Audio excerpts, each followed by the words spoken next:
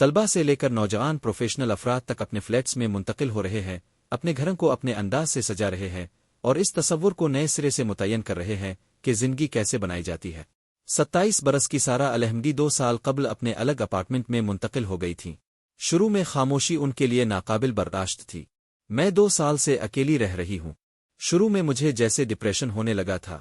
مجھے یہ life style پسند نہیں آیا تھا، خاص طور پر ریاض میں دوست نہیں بنا سکی اور یہ شہر بھی مجھے پسند نہیں تھا، لیکن وقت کے ساتھ ساتھ میں نے ایک نئی زندگی شروع کی۔ اب میں کسی اور طریقے سے رہنے کا تصور بھی نہیں کر سکتی۔ سارہ الحمدی کے لیے جو کبھی تنہائی لگتی تھی وہ اب طاقت کا ذریعہ بن گئی۔ ان کو خود سے فیصلہ کرنے میں خوشی محسوس ہونے لگی۔ وہ کیا کھائیں گی، گھر کو کیسے سجائیں گی، کسے اور کب بلائے گی۔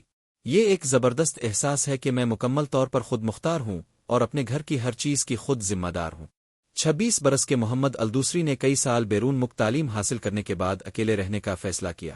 سکالرشپ پر بیرون ملک سے واپس آنے کے بعد میں نے فیصلہ کیا کہ میں دوبارہ اپنے خاندان کے ساتھ نہیں رہوں گا۔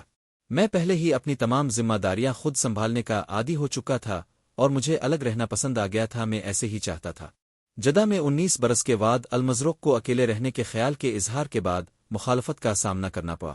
انہوں نے بتایا کہ سب اس کے خلاف تھے، خاص طور پر میرے والد بہت فکرمند تھے کہ اتنی کم عمری میں اکیلی کیسے رہوں گی، لیکن میں ہمیشہ سے خود مختار اور متوازن طبیعت کی رہی ہوں، تو میں نے سوچا اور اپنی یونیورسٹی کے قریب ایک سٹوڈیو اپارٹمنٹ لیا اور وہاں شفٹ ہو گئی۔ انہوں نے کہا کہ اس میں کوئی خوف خود والی بات نہیں ہے، میرے والدین قریب ہی ہیں، میں اب بھی ان سے ملتی ہوں، لیکن اب میرے پاس وہ جگہ ہے جہاں میں توجہ مرکوز کر سکتی ہوں اور خود کو بہتر بنا سکتی ہوں۔ یہ بغاوت نہیں ہے، یہ میرا انتخاب ہے۔ سماجی تبدیلیوں نے اکیلے رہنے کے رجحان کو معمول بنا دیا ہے۔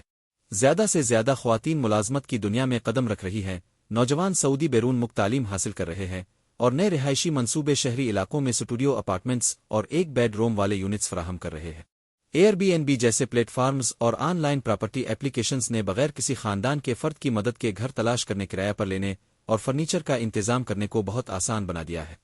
سائیکولوجسٹ عبیر الشمری نے عرب نیوز کو بتایا کہ اکیلے رہنے کے رجحان میں اضافہ جذباتی پختگی اور سماجی اتقاء دونوں کی عکاسی کرتا ہے، لیکن انہوں نے خبردار کیا کہ اکیلے رہنے کے لیے جذباتی تیاری بھی ضروری ہوتی ہے۔